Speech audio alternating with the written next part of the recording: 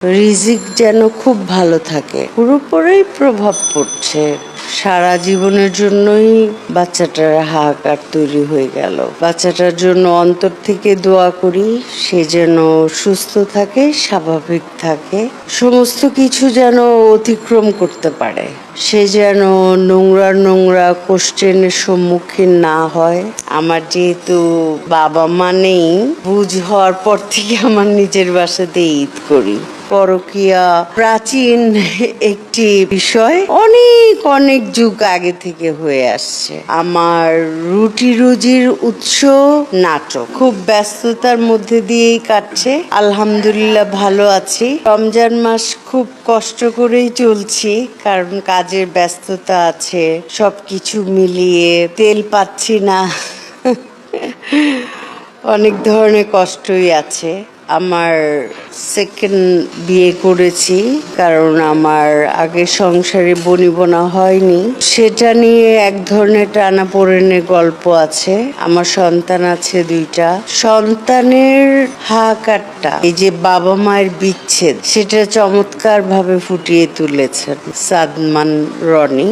এই তো আপনারা দেখতে পাবেন, পুরোপুরি প্রভাব পড়ছে। সারা জীবনের জন্যই বাচ্চাটার হাহাকার তৈরি হয়ে গেল। বাচ্চাটার জন্য অন্তর থেকে দোয়া করি, সে যেন সুস্থ থাকে, স্বাভাবিক থাকে, সমস্ত কিছু যেন অতিক্রম করতে পারে, সে যেন নোংরা কোশ্চেনের সম্মুখীন না হয়, রিজিক যেন খুব ভালো থাকে।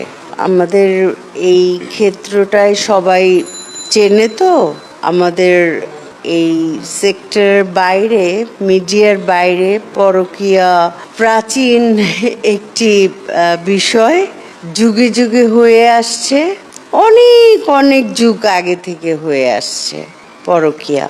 এটা নতুন না, আর শুধুমাত্র মিডিয়ায় হয় তাও না, মিডিয়াতেও হয় এবং মিডিয়ার বাইরে আরো বেশি হয়। কয়েকটা মেয়ে রিজিক যেন খুব ভালো থাকে, ইয়ার না।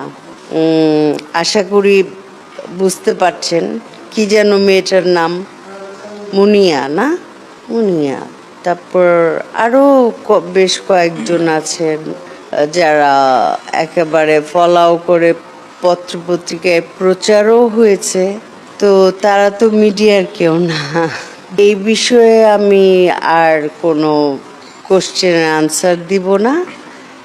এটা যারা করেন